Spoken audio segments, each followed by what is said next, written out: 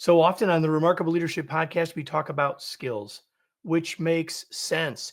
We all want to know the skills we need to get better and more effective at the work that we're doing. And skills alone are not enough. In this episode of the Remarkable Leadership Podcast, we're going to talk about something that comes before skills. We're going to talk about our beliefs and how our beliefs might get in our way of becoming as effective as leaders as we want and need to be in any given moment. Welcome to another episode of the Remarkable Leadership Podcast.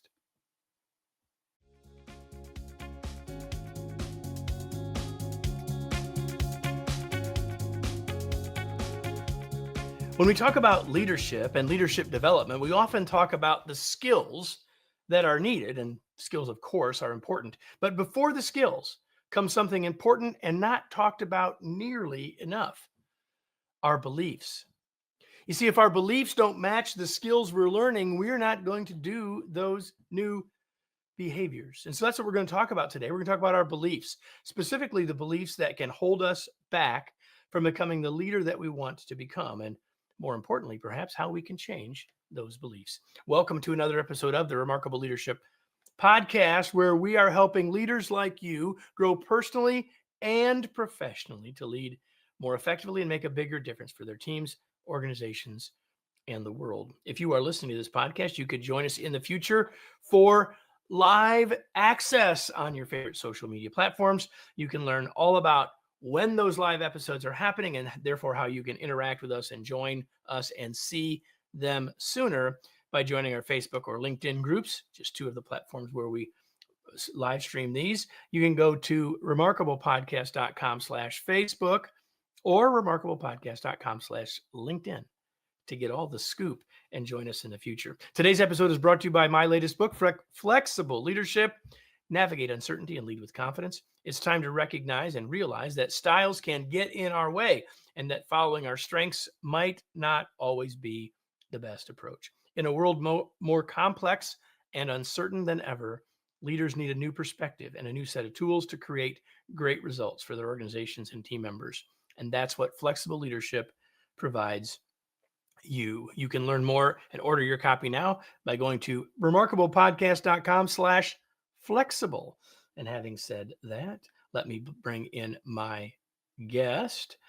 And there she is. And then let me introduce her. And then we're going to dive in. My guest today is Muriel Wilkins. She is the founder and CEO of Paravis Partners, a sought-after C-suite advisor and executive coach with a 20-year track record of helping senior leaders take their performance to the next level. She's the author of Leadership Unblocked: Break Through the Beliefs That Limit Your Potential, and the co-author of Own the Room: Discover Your Signature Voice to Master Your Leadership Presence. Muriel is the host of the Harvard Business Review's podcast, Coaching Real Leaders, where she coaches real leaders.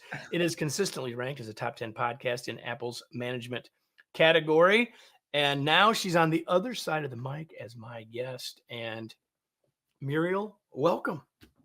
Thank you, Kevin. Very much appreciate being here. So I'm guessing I'm so glad to have you. So I'm guessing, I don't know, when you were 8-year-old Muriel, you weren't expecting to have a 20-year track record of helping senior executives. Like, tell us a little bit about how you end up doing this work. I don't want the whole life story, Muriel, Yeah. but I think it's helpful to give us context. If it goes too long, I'll give you a little signal, right? All right. Okay. Gotcha. But I think it's helpful to have a little bit of a sense of sort of like who you are and how you got here as we dive into this conversation. Absolutely. Thank you for asking. No, certainly not when I was 8 years old, and not even when I was 28 years old, to be honest. When I was 28 years old, I was fresh out of business school, ready to conquer the world. And my aspirations had been to be in the C-suite one day, to be a chief marketing officer or chief strategy officer. And I was well on my way to doing that, advancing very quickly in my career and progressing. And quite frankly, had not paid much attention to leadership courses when I was in business school. But then lo and behold, found myself in my first senior executive role reporting to the CEO. And man, had I wished I had paid more attention. Because while I was getting the business results and I was driving to all of the metrics that we were trying to achieve, I was very much frustrated along the process. And I was bumping into some walls, and I sought out to work with an executive coach. This was a little over 20 years ago, and I couldn't find one at the time who had the expertise in leadership development, but also spoke my language from a business perspective, who understood when I talked about ROI and P&L and KPIs and all the things, they got it. And so one of my mentors who also knew that actually since the time I was 8, I did want to have my own business, said, "Well, you have found a problem. Why don't you go solve a need by starting this type of business?" And that's what I did. And that was a little over 20 years ago, and I've never looked back. There you go. So we are talking with someone who's been there and done that and is now helping us do the same thing. And one of the ways she's expanding that reach is through this book. Mhm. So the book is called Leadership Unblocked: Break Through the Beliefs That Limit Your Potential. And at some level, I think I answered this question in my intro, and the title does the same. But what's the big idea of the book? Yeah. So the big idea, and I do think you did a phenomenal job sharing it in the intro. The big idea here is that, look, we tend to be a very action biased society. I think a lot of high achievers, myself included, got our success by moving to action pretty quickly, changing what it is that we do. What I have found through my coaching, and it took me some time to recognize this, is that while we can change what we do and we can move the actions around, whether it's at an individual level, team level, organizational level, fundamentally it's not sustainable if those actions are not aligned with mindset. And so I started becoming curious about, well, what is the type of mindset that can propel you to actually have sustainable change and action? And what are the ones, even more critically, that get in the way so that we know to course correct them when need be? And it was a hypothesis. I looked across 300 of my clients that I had coached, a subset of the overall universe of folks who had been coached by Muriel, with a curiosity around were there some commonalities in some of the beliefs that got in their ways. And lo and behold, there were 7 that surfaced to the top. And so that's what the premise of the book is about. And not only what the beliefs are, but how you can move through them. The 7 big blocking beliefs, if you will. We're going Yes. to get to all of those in a minute. Yes. I want to comment. I'm going to ask more about the word belief in a second, but before we do that, you immediately use the word mindset, which I use all the time. I mean, Mhm. lots of people talk about mindset, but we talk about mindset, skill set, habit set, Mm, and if they're not if the first 2 aren't in alignment, as I said in the open, we got no shot at that's getting. right. There's a big enough challenge to get from skills to habit. But if we don't get the first 2 right, there's no way we get to the third one. That's right, Kevin. No And chance. look, I do not sit here at any time and say, "Oh my gosh, I've come up with this brand new idea." I mean, this has been in the ether for eons. I think what I find surprising, and you mentioned it too in terms of your book, right, is how little it's talked about in the universe that I deal with, which is leaders, right? We see it in personal development, we see it in spiritual development, we see it in fitness development, we see it in parenting and relationships, but for some reason, I haven't found it part of the vernacular in the work that it takes to be an effective leader. And I think that it creates a real detriment in developing leader if we're not bringing this into the equation as well. I agree 100%. Uh, so I find maybe it's because I'm a lover of words, and a lot of times I like to better understand a word. And the word belief is a word we've all known since we were young, Yeah, and yet I think we have to step back. You take like 2/3 of a page in the book to describe it, but tell if we're going to talk about beliefs for the rest of yeah, our time together, something that is harder to get our whole hands on and harder to see, like we can see some other sorts of metrics. yeah. How would you define or describe it for us so we can have a mental handle on it as we move through this Absolutely, conversation? and you and I are the same, Kevin. I'm somebody said to me yesterday. They said, "I'm noticing you're very nuanced with your words," and I said, "Yes, absolutely," because we make meaning from words, and it allows us to all get on the same page. So when I talk about beliefs, what we are referring to are the assumptions we make about ourselves, about others, about the situation or context that we're in or that surrounds us. So they are assumptions, they are stories. Why do I call them stories? Because they are not necessarily true. They could be, they are the interpretation of those things that are in front of us. Again, myself, the other, and the situation. And the fact of the matter is that there are different interpretations to any given situation. And so beliefs are just that. Now, the beauty in that is that it means that beliefs are malleable, they can change. They are, as I shared with my daughter, who's a young adult now, but when she was younger, I told her, I said, you are the sky, the beliefs are the clouds. Right?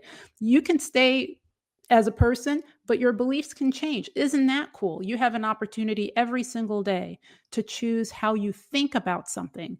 And this is not woo woo talk. I'm probably about the least woo woo person you will ever meet out there. There's research that Okay, suggests. you wrote a book about beliefs. I don't. Uh-huh. I'm not sure I can quite buy that, but I. I mean, it's so funny, Kevin, because I think like I resisted this work for a long time.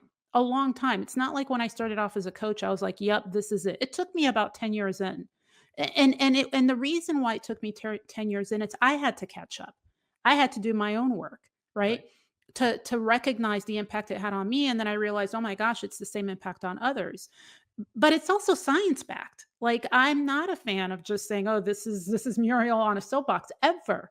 It is there's research that backs it up. You look at Carol Dweck's work, you look at Ellen Langer and Aaliyah Crumb's work.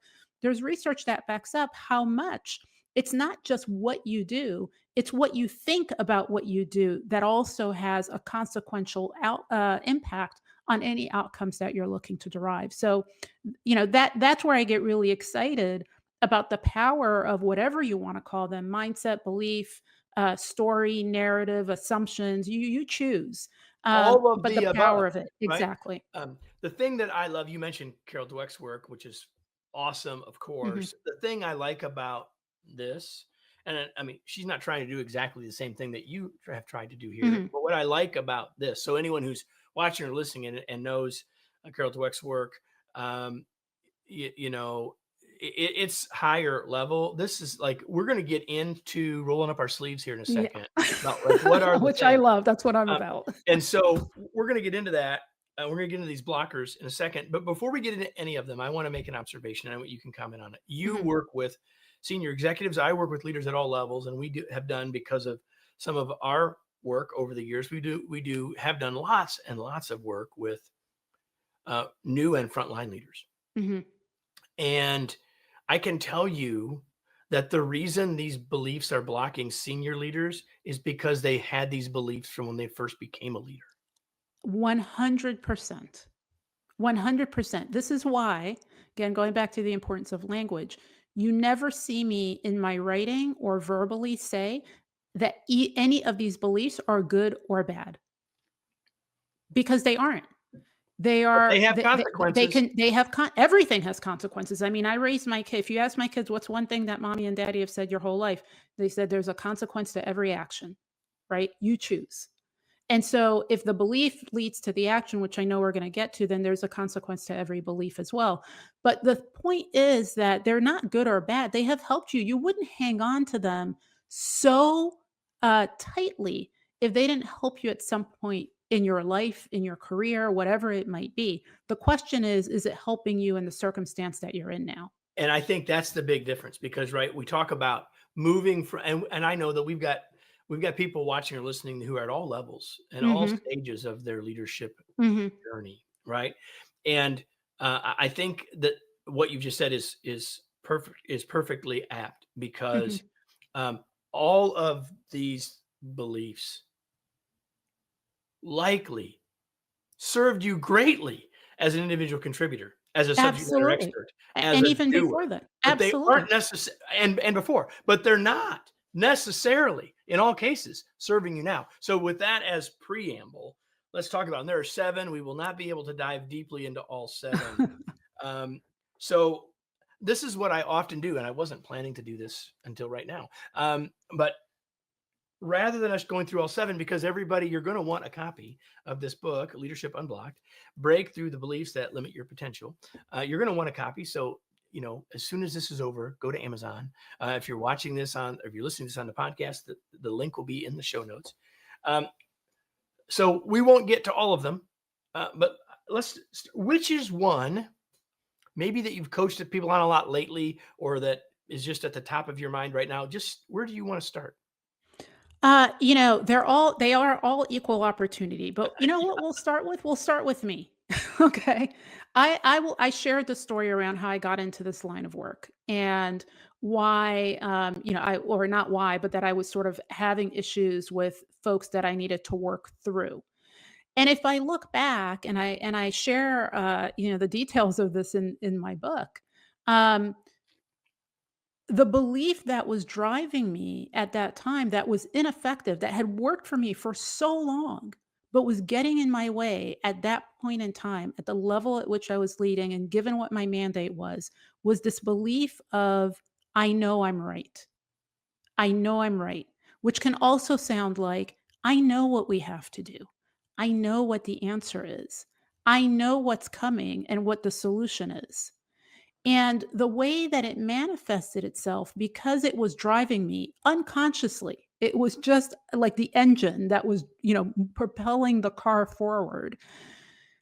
I would be in meetings and other folks would come up with ideas and I'd be like, yeah, that's not what we're doing, right? I would interrupt. I would go over their heads like my peers weren't getting it. So who would I go to? My boss, the CEO.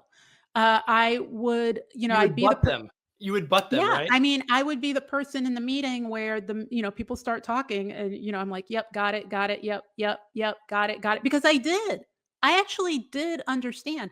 And you know what's funny, Kevin, is a lot of people will say, "Well, the solution is, maybe if you listened, you would come up with different answers or better answers." My experience has been that the folks suffer from this belief actually have this uncanny ability of seeing around corners. It is a strength of theirs to understand, assess the situation really quickly, come up with what the answer is. The issue is that what they don't understand is that part of their mandate now and part of what will make them successful now is not just, I know I'm right. It's, I know I'm right. I have an answer and I need everyone else to come along and also buy into this answer.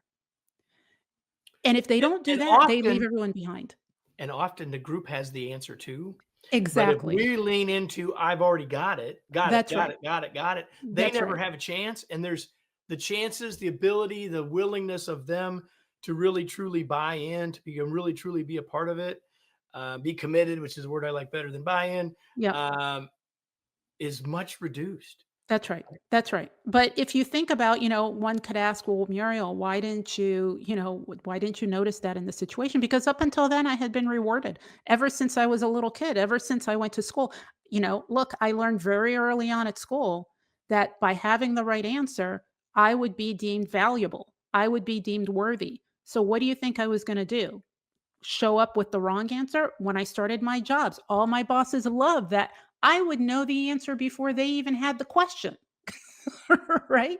And But so then that why would I want to let go of that? why would I wanna let go of that when it worked so well? So and here's my thing, Kevin. This is not about getting rid of that belief. It's not even about letting go of it. It's the ability to put it to the side momentarily so that you can choose from other beliefs that you have. So a lot of people think, "Oh my god, I've got to change who I am or how I think." No, you don't. You just need to expand how you think. You need to expand your set of beliefs so that you then actually have what I consider true agency, which is a choice in how you respond, starting with the choice in how you think about that particular situation.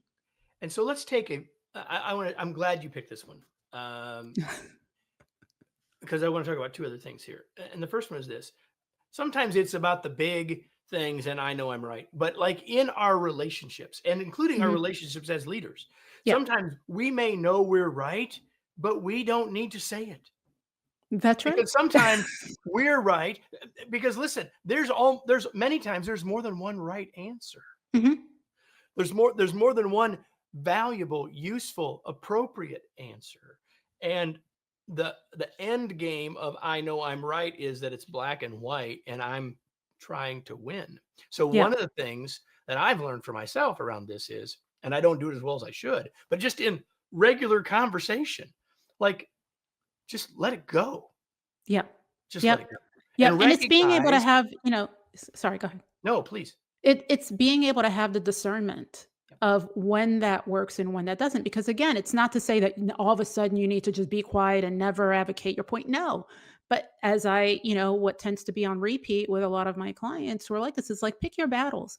And what is the goal? What is the outcome that you're driving to? Is the outcome that you're driving to is to prove your point at all costs? If that's the case, then go ahead, my friend. If that is not, if you recognize that, no, now the goal as a leader is not only do I have to drive to a conclusion, but I also need to manage stakeholders and cultivate relationship and not feel like people are outside of the room, then I have to work it differently, which means I need to think about it differently.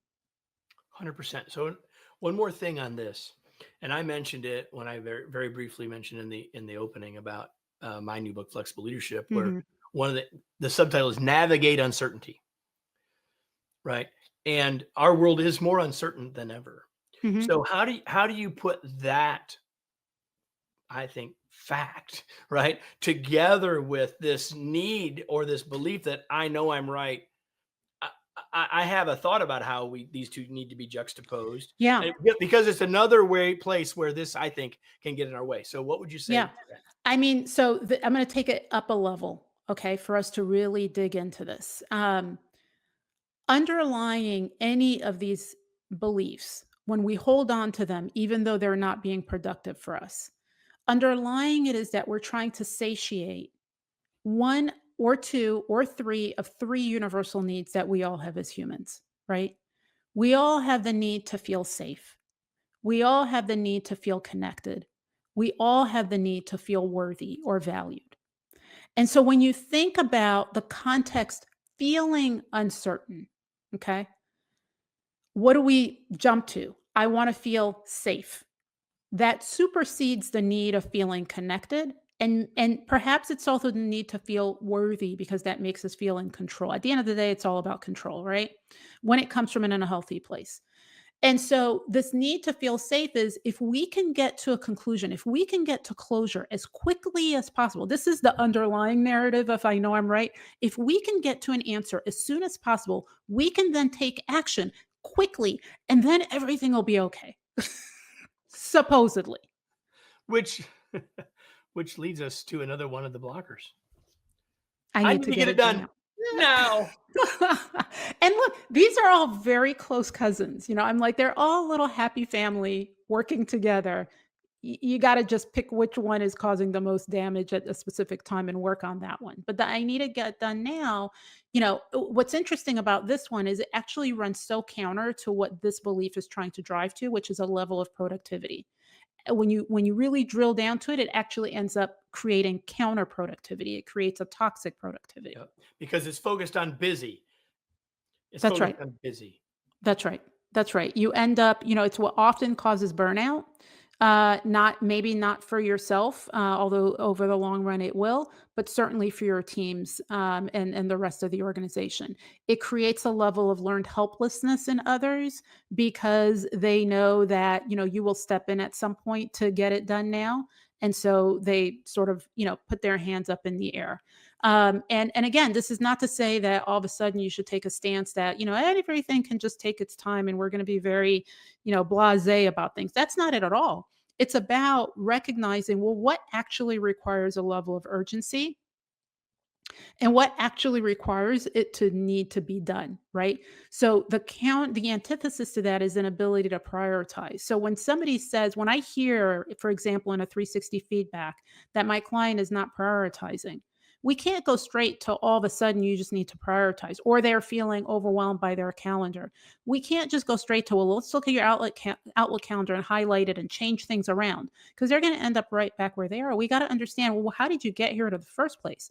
And there's a couple of things that can lead to that, but one of them clearly is, it just feels like everything needs to be done right now. I had a client, and I talk about him in the book, where his training had come from, he was an emergency responder. And he took the mindset, which actually is really critical as an emergency responder, right? Like you want to respond now, you don't want to wait, you know. But he applied that for everything. And while it was serving him well when he had to respond to these critical life or death emergencies, it certainly wasn't serving him well when it was about, planning the holiday party that, by the way, wasn't going to happen until 6 months from now. 100%. Um, Again, you said it, they're all connected. And I would love to unpack all of them. Uh, but there's one other one that I think leaders carry. Mhm. Many leaders really carry. I mean, they carry all of these, but I want you to talk about one more that I think is a really heavy load that leaders carry. I see it in my coaching. I see it in the work that we do, and it's this one right here. I can't make a I can't mistake. make a mistake. I can't. Mhm. I not only do I not only do I know I'm right, but I feel like I have to be. Like if Mhm. I'm not, then I'm letting everybody down, Yeah. including myself, including my Yeah. boss, including the Yeah. team, including the Y customer. Like I can't make a mistake, and yeah. that's not human. And you hit the nail on the head, Kevin, when you say, "If I make a mistake, I let everybody down." And so what is that grounded in? It's grounded in that need to feel connection. Yep. And so I'm not a therapist, and I draw a very strict line between executive coaching and therapy. Very strict. If you follow any of my work, you will see me on the soapbox about that. So this is not about unpacking, well, why did you get to this belief? Or let's heal what happened back when you were, 6, 7, 8, 15, or whatnot that led to this. That's not about that. That's in a different line of work. But what we can do is understand that it's showing up today and it is potentially getting in your way today. And so the I can't make a mistake at the end of the day uh, makes people hold back because they're concerned that if they make a mistake, it's going to sever them from everything, which there might be some things where, yes, right? Yes. If you make that mistake, it could. And there are other things where that's not the case. So again, let's not use it as this universal rule. I think the other thing is it also is grounded in this need to feel safe. Folks who have this belief of I can't make a mistake somehow believe that if they make a mistake, they do not have the capacity to recover from it.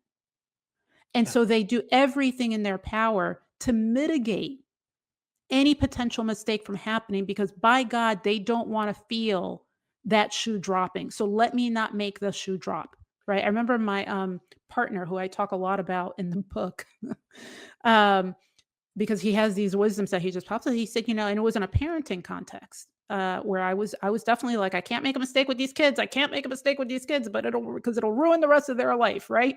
And he said, Muriel, he said, I look at you every day and you are like doing everything in your power to keep the waves from crashing against the cliff.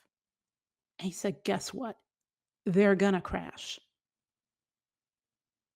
And I just remember that, Kevin, because basically it was like, as you said, let it go. Stand in the way when it's huge, right? But there's some things you're going to go, it's okay. They're going to be able to get back up. And you've got to teach them how to get back up. And I see this In translated in fact, we need them organizations. to learn how to do that. This is the Exactly. thing I see with this one is that people say, well, I can't make a mistake. I've got to get it right. I've got to get it right for team. I said, do you expect that of your team? And there are some that do, but most say no, like mistakes are a way to grow. Then Yeah. why don't you see that for yourself?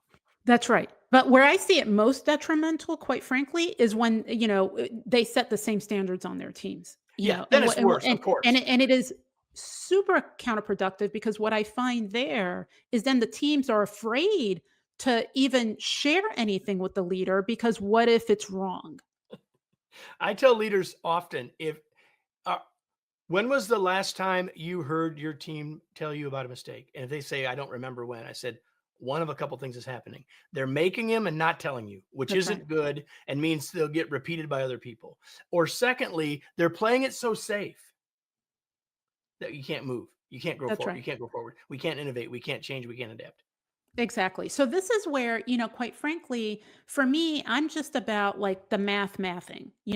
If you tell me that you're okay with no innovation, you're okay with folks not being transparent, you're okay, then keep doing what you're doing. I will sleep very well at night. But if what you're coming to coaching with, because by the way, nobody comes to coaching and says, you know what, Muriel, I really need to work on this belief that I have. That never happens. What they come is say, I want my team to be able to innovate. I want them to be able to be autonomous and to take risks. Okay. So is the way that you're behaving, which by the way is driven by the belief that you hold and the mantra that you hold for yourself and for them, is that aligned with what you want to see being cultivated in your team? And when they do that, and I literally say, it's like the math is not mathing, right? That's when they're like, okay. Just when you didn't think you thought you could go all through an episode of the Remarkable Leadership Podcast without math, and there was the math. So Muriel, we have to spend a minute here because we have to get to, okay, we didn't get through all the beliefs. I told everybody we weren't Yeah. going to, but take a minute. There's a whole lot that you talk about the steps for unblocking. Yeah. And we can't unpack all of those. So I'm Yeah. going to ask you to just talk about one thing Mhm. because you've hinted at it. So let's say a little bit more about it. And that is reframing the belief. Yeah, because that's where the magic happens, right? And yes, I do go through the process in the book. There's a couple of steps you want to take beforehand. But the reframing your belief is what gives you choice. So the reframing the belief is, what would be the belief that I would need to pick up now, that I need to hold now, that would actually increase the probability that I would act in the way that would lead to the outcomes that I desire? And so it's not, again, letting go of the other one or getting rid of the other one. It's just reframing so that it's like picking up another golf club. There's a reason why you have a number of golf clubs in that bag. Okay. You're I not can't use supposed to. any of them very well. Yeah, I can use like 3 or 4, that's about it. But that's enough. At least I have choice, right? And so it is about, reframing and then trying it out. Trying it out. And the process that I work through with my clients is sometimes it's, let's look at what you would need to do, okay? Let's look at the outcome that you desire. What would you need to do to get to that outcome? What would you need to believe to be able to do that sustainably? Okay. And then they're willing to go try it. And we see if it works. If it doesn't work, they come back and we continue to massage it. It's not a There's no end game here. The point is to just be in that process as much as possible and try to course correct as quickly as you can so that you can, really sort of maximize the potential that you have. Which means we have to be willing and able to be present and conscious, right? Because Yeah, beliefs are in our subconscious. They're that's they're right. they're auto response. We're Yep. we're moving forward, acting based on them in automatic ways. So we have to be able and willing to step back. This book will help all of you do that. It will help you think about that for others, and it's a book that you all need. Let me just tell you that right now, and I'll hold it up again. We'll talk about it before we're done. But I have a question. Is there anything else that you wish I would have asked that I didn't? Hmm. Goodness. I think maybe a question that's interesting to talk about is, what does this, because I talk a lot about individuals, right? And I work at an individual level. But what does that look like at a collective level? Like, what's the impact at an organizational level when people do this work? That's the question. Well, so if at as a leader of a team at whatever Mhm. level, your beliefs lead to your actions, and your actions will have impact on the team, on the Mhm. culture, on the team, as we've talked about throughout, right? So if we're able and willing to become more flexible, if we're Mhm. willing and able to reframe those beliefs, it will start to change. It will start to change the way our teams Yeah. operate Yeah. as well, right? There's Yeah. the ripples apply for both situations, right? Exactly. I mean, I think, we started off the conversation with you saying so much is done around skill building in teams. And one of the biggest skills that people are that's really popular right now is getting managers to know how to coach.